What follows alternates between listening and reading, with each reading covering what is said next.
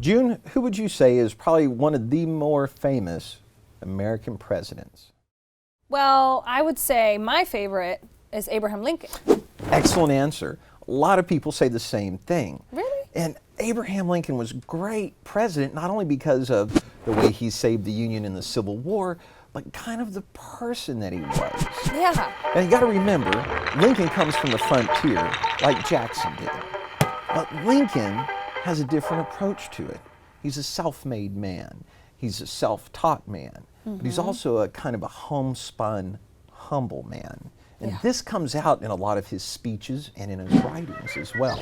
When he was running for president, his big competitor was Douglas. Okay, and Douglas was a Democrat. And Democrats at this time, at least the southern part, they supported slavery. Now Lincoln is in this new party called the Republicans like we know them today. And they were all about getting rid of slavery.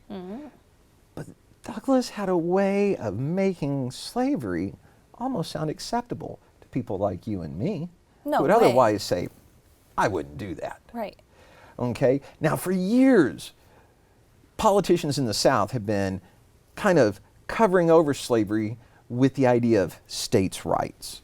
You know, the states have the right to decide who and what laws they want to enact and they want to pass.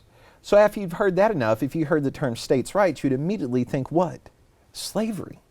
Okay? It was like code for slavery. Well, Douglas knew he couldn't say states' rights when he's debating Abraham Lincoln. See, they went around and they did live debates trying to get people to support their candidacy. They didn't have television or radio or anything like that. So Douglas dreams up this great fancy term for slavery, or at least allowing slavery in the States. Okay, so a wordsmith. Yeah, a little bit. He called it popular sovereignty. Sounds about right. Sounds kind of nice. It doesn't Yeah. sound kind of dirty or bad like slavery or even states' rights. It's popular sovereignty. Kind of like something you could get behind, something you could support, right? Sounds like a politician to me. It does. And Lincoln turned that against Douglas. Lincoln used some of that homespun wisdom that he had learned and used in his law practice on the frontier and basically called Douglas out and said, well, popular sovereignty, that kind of sounds like people get to choose the right to rule, doesn't it? I'd say it does. Absolutely. He goes, so in other words, the people in the states have the right to choose their laws. And of course, Douglas is going, well, of course, it's popular sovereignty. He goes, so in other words, you're just saying slavery.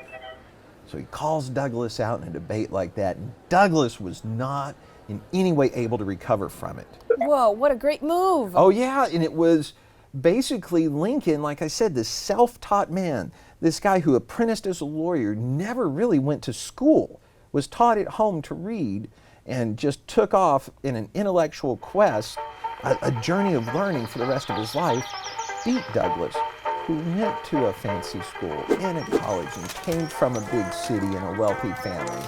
So Lincoln kind of shows that this frontier man, this archetype, can be a leader. That's awesome. What else can you tell me about Lincoln? Well, have you ever heard of the Emancipation Proclamation? Yeah, I've heard of it. It was a proclamation, like the title says, so Lincoln was proclaiming something. What do you think the term emancipate means? To separate or get rid of or to free.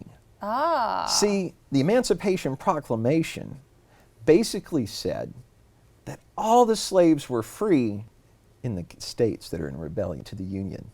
Okay, so it wasn't just like, we're done with slavery, everybody's free. Exactly. Lincoln knew Wait a he minute. couldn't just do that. Yeah. Because the support he had in the border states, which were 5 states that sided with the Union, but they still allowed slavery. States like Missouri, okay, Delaware, Maryland, okay. They didn't want to join the Confederacy, but they didn't want to give up their slavery. So Lincoln said, we'll Okay. work it out. Oh, okay. So but he knew if he said, all the slaves are free, well, there's 5 states that would go to the Confederacy right there in the middle of the war. Yeah, that's not good. No, Not at all. So in 1863, Lincoln makes the Emancipation Proclamation, but again, it's that homespun wisdom, that common sense, where he knows he's still in the middle of a war, He's got to be careful. but he's got to get rid of slavery. Right. See, the first half of the war was fought to preserve the Union, to get the states back together. But Lincoln knew that slavery could not continue to exist. That was part of the platform he ran on as the first Republican president. We were going to abolish slavery. So he does it real smoothly. Again, all the slaves are free in the states in rebellion against the Union. Oh, I'm sorry, I didn't hear you. Well, I said all the slaves were free. Didn't you hear me? I said all the slaves will be free. Oh, yeah, you did. I heard Yeah, that see, I part. said all the slaves were free and all the states are in rebellion of the Union. Ah, I see what you're doing, Yeah. Casey. So, see, June, Lincoln was brilliant, not only in a play with words, but also he was a brilliant strategist when it came to politics.